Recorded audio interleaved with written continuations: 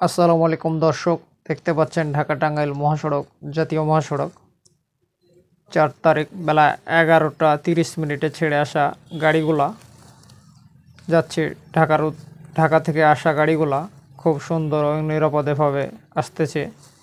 কিন্তু বাংলাদেশে তো একটা জিনিস খুব কাছে থেকে দেখেছি, কিছু মানুষ জাতীয় মহাসড়কে মোটরসাইকেল কিংবা প্রাইভেট চালায়, তারা তো মাঝামাঝি পথ দিয়ে চালায়। প্রত্যেকটা মানুষের নির্ধারিত বাম সাইড মেনে বাংলাদেশের রুলস রেগুলেশন বা গাইডলাইন মেনে চলা উচিত। কিন্তু প্রাইভেট কারগুলো তো বছরে 2 বার 1 বার জাতীয় মহাসড়কে দূরপাল্লা রুটে চালায়, কিংবা কিছু মোটরসাইকেল আছে তারা তো বাম দিক দিয়ে চলার মতো জাতীয় মহাসড়ক 4 লাইন বা 6 লাইন কিছু জাতীয় মহাসড়কে পাশে করা আছে। তো সেই পথ দিয়ে তো তারা যেতে পারে, কিন্তু তারাও তো যায় না। কেন যায় না, কী জন্য যায় না, তারাও তো জানে ভালো। কিন্তু বাংলাদেশের রাজধানী ভেতরে যে কিছু সাভার ঠিকানা মমিতা গাড়ি চলে, তারাও তো দূরপাল্লা রুটে চলাচল করছে। কিন্তু বাংলাদেশে পর্যাপ্ত পরিমাণে হয়তো ভিআইপি গাড়িতে মানুষ চলাচলের জন্য গাড়ি নাই, তাই তো একই দিনে ছুটির জন্য তারাও দূরপাল্লার উদ্দেশ্যে চলে আসছে। তো আসুক, তবে সাবধান ও সতর্কতা অবলম্বন করে জাতীয় মহাসড়কে চলাচল করুক। দেখতে পাচ্ছেন ইতিমধ্যে সিএনজি চালকের বাম দিক দিয়ে চলার জন্য যে একটা ছোট রাস্তা করা আছে, কিন্তু তারাও তো যায় না। দেখতে পাচ্ছেন ঢাকা রাজধানীর ভেতরে আরেকটা ছোট গাড়ি, তারাও তো চলে আসতেছে।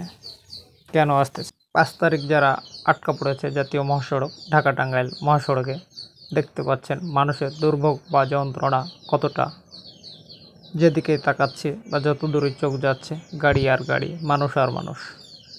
কিন্তু এভারগ্রিন গাড়ির সুপারভাইজার মাসুদ ভাই আমাকে কিছু তথ্য দেয়। এই তথ্য অনুযায়ী আমি প্রচারণা করার চেষ্টা করছি।